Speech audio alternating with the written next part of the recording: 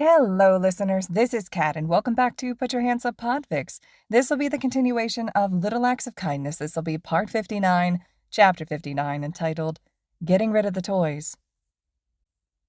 Yamada smiled at them as the bell rang and he headed out of the class, Ectoplasm arriving a few minutes later.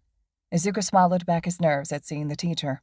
Almost without notice, he started to chew on the necklace Yamada had given them, as his hands played with one of the fidget devices. He kept his head down, but he saw the way the teacher seemed to get more and more agitated as class went on. Saw the narrowed eyes Ectoplasm was sending him. He noticed the class also seemed to be more and more unsettled. It felt like everything was teetering, the balance shifting. Math class had been steadily becoming more and more tense, not just for Izuku, but for everyone, as Ectoplasm got more and more snappish with his answers. "Can you explain this to me?" Kaminari whispered to Ashido. The pink-headed girl shrugged.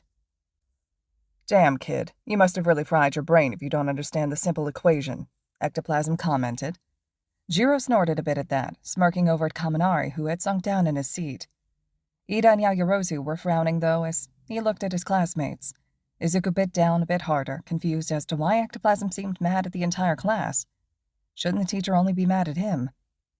Izuku didn't like seeing how the teacher treated Kaminari. Maybe he needed to tell Aizawa and Yamada, not for his own sake, but for his classmates. They didn't deserve to be hurt just because they were forced to have a useless Deku as a classmate. The minutes seemed to slowly tick by, and Izuku couldn't help but to shift and fidget with the device in his hands. "Midoriya, could you stop your needless movement? You're distracting your classmates," Ectoplasm snapped out, and Izuku hunched in on himself, memories flashing in his eye. UA was supposed to be different. He tried to keep still, but it was hard when he could feel the teacher glaring at him. The minutes continued to crawl by. "Stand up, Midoriya," Ectoplasm said. Izuku looked up, and seeing the narrowed eyes, he swallowed, but stood up, unable to help the way he trembled. "Throw your toy away. It keeps distracting you," the teacher said, gesturing to the trash can. Izuku's eyes widened. But... "Are you talking back to me?" Izuku frantically shook his head, squeezing his eyes shut as he felt his eyes burn. He dropped the fidget device into the trash can, refusing to look, even as he felt like something was shattering. Aizawa had given them the devices. He trusted them, and Ectoplasm had made Izuku throw it away. "The necklace as well," Ectoplasm said, an edge of something in his voice. His eyes flew open as he stared at the teacher, frozen. "We don't have all day," Ectoplasm said. Distantly, he could hear noises from his classmates, and he thought maybe they were protesting, but everything seemed far away, as he pulled the necklace over his head and dropped it into the trash. He felt the tears, burning as they rolled down his cheeks. "Stop being such a crybaby and go back to your seat." Izuku did, staring down at the desk with a numb feeling. "In the trash," Ectoplasm snapped, walking past the kids, forcing them to throw the fidget devices away. If they resisted, the teacher used his quirk and forcibly took them away with a clone. Once all the necklaces and devices were gone, Ectoplasm stormed out of the class as the bell rang, leaving a shocked Class 1A behind. "Is everything all right?" Midnight's voice floated through the door, which Ectoplasm had left open a sliver. "Oh yes, everything's perfect."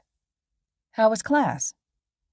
"The kids were good," Ectoplasm said, voice getting fainter. Namuri frowned a bit as she looked at Ectoplasm's retreating figure. That interaction had probably been one of the strangest she's had with him yet. Really, he had been acting so weird lately. He'd even asked her out and kept trying to get her to agree, even after she said no. Taking a moment, she opened the door of the classroom. It was silent. She didn't even hear a single bit of chatter from the students, which should have been the first thing to raise the red flags. But she didn't think about it as she went to the desk and placed down the folder of homework she had for them. Looking up, she frowned a bit, stomach twisting as she took in their faces. Something was wrong. Hadn't Ectoplasm said they were good, though? Had they been like this through his entire class period, and he thought this was good behavior? Eyes roaming the students, she noticed dark shadow hovering around Izuku, partially shielding him, but what she could see had her become still. The green-haired child was trembling, and she was fairly sure those droplets on his desk were tears. Namuri blinked. She could have sworn she briefly saw Midoriya's shadow move in a way that wasn't possible. Yet after a moment of further inspection, and no other movement, she chalked it up to her imagining things. Or maybe it had just been dark shadow. The second person with the most visible change was Kaminari, The boy, normally smiling and laughing, was sunk down in his seat, staring at his desk and not saying anything. Blue eyes roamed over the students. Each of them were staying silent as they stared at her. Even Bakugo wasn't breaking the silence with his explosions. She put down the marker she had grabbed to start teaching them.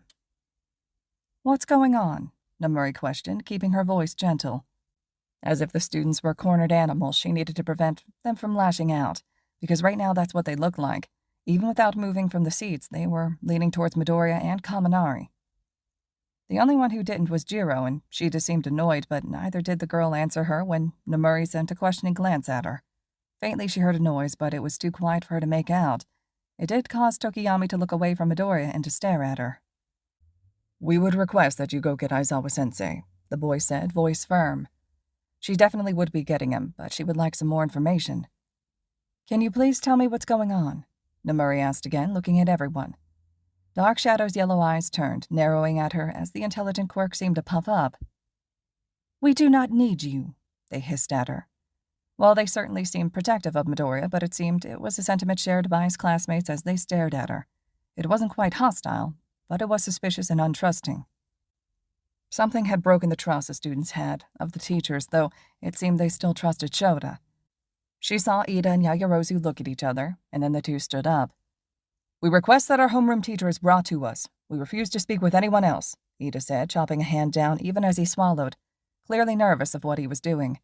Yet he was still putting his classmates first over his personal ideologies. Nomuri glanced over to Shinso, seeing if he would answer her question. She saw the boy tense for a moment, and then the boy looked away after sending her a bit of an apologetic look. He was following his classmates in whatever matter was bothering them. She wasn't going to get any information. "I'll be back with Aizawa. Stay here," she said, needlessly tacking on the order to stay. She didn't think they would leave the classroom in their current state. Walking through the hall, she went towards the general studies class Shota would be teaching at this time. Not knocking, she entered. Shota sent her a confused scowl. "What are you doing here?" he asked. "Your class needs you," she said in a quiet voice. "I'll take over here." She saw the way his eyebrows furrowed, but he nodded and left. Shota hurried through the halls towards his classroom, wondering what was going on, and Nomuri felt she had to come and get him. Entering the room, his eyes narrowed as he saw that Midoriya and Kaminari both had weighted blankets on them, and that Yaoyorozu was creating fidget devices that the kids were taking, but several of them were crying. Midoriya and Kaminari seemed the most affected by whatever happened, but his entire class was hurt. "What happened?" Aizawa questioned, voice low as he did his best to restrain his anger at whoever had hurt his students. Eyes scanning the room again, he noticed that not only were the fidget devices he had given them being replaced, but none of them had the jewelry Hizashi had given them. As soon as he spoke, Midoriya perked up, green eyes briefly meeting his before the boy broke out sobbing. Shota's heart twisted as he moved closer to Midoriya, the other students letting him pass. "Everything's going to be okay," Shota murmured. He Izuku choked out. Threw them away." Hizashi wouldn't throw them away, and the only teachers they've had between Hizashi's period and now was Ectoplasm and Nomuri.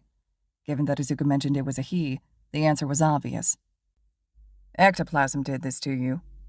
"Yes. He verbally attacked Kaminari and then forced Midoriya to throw away his fidget device and necklace in front of the classroom before making the rest of us throw ours away," Ida said.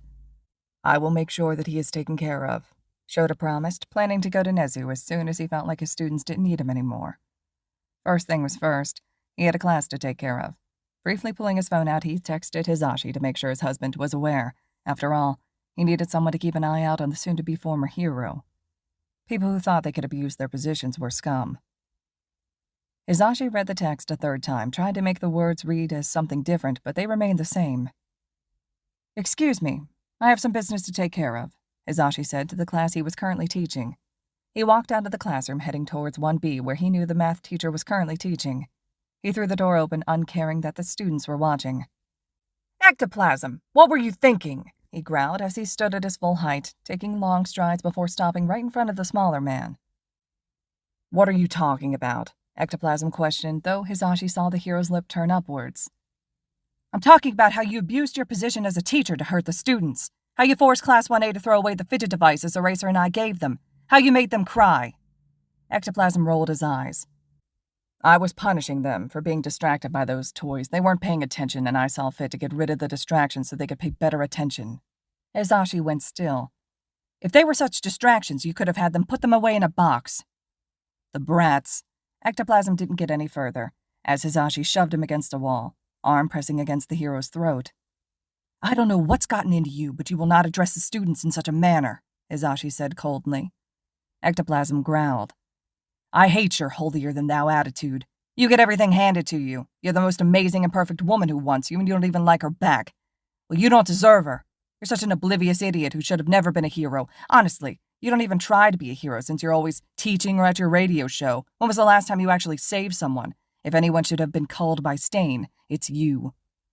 Izashi gaped at the math teacher, his brain taking a moment to process what was just said. Ectoplasm pulled himself away and spat. Namuri deserves someone who would actually have time to take care of her, someone who would make her happy, not someone like you, who would never be enough. His voice was incredulous as he said, You think Nem's interested in me? Repeating it aloud just made the entire thing seem funny, and Izashi couldn't help but laugh. He paused after a couple chuckles. She's not interested in me. She never has been. You're a fool if you think she is. How dumb can you be? She told me herself that her heart belongs to someone. And did your dumb self ever think to ask her who she meant? Nem swore off loving anyone years ago. But doesn't she have flings with a bunch of men? Izashi heard one of the students muttering, reminding him that he was in a classroom. Whoops, he might have forgotten. Izashi's lips twisted into a scowl. I'm taking you to Nezu for him to punish you for your abuse of the students of UA. If you try to resist, I'll be forced to make you submit. Izashi hoped Ectoplasm resisted. All right, listeners, this concludes Chapter 59 of Little Acts of Kindness. Chapter 60 will be up next. I hope you all are still enjoying this one. Let me know your thoughts and reactions to the Ectoplasm chapter here, and as always, thank you so much for listening.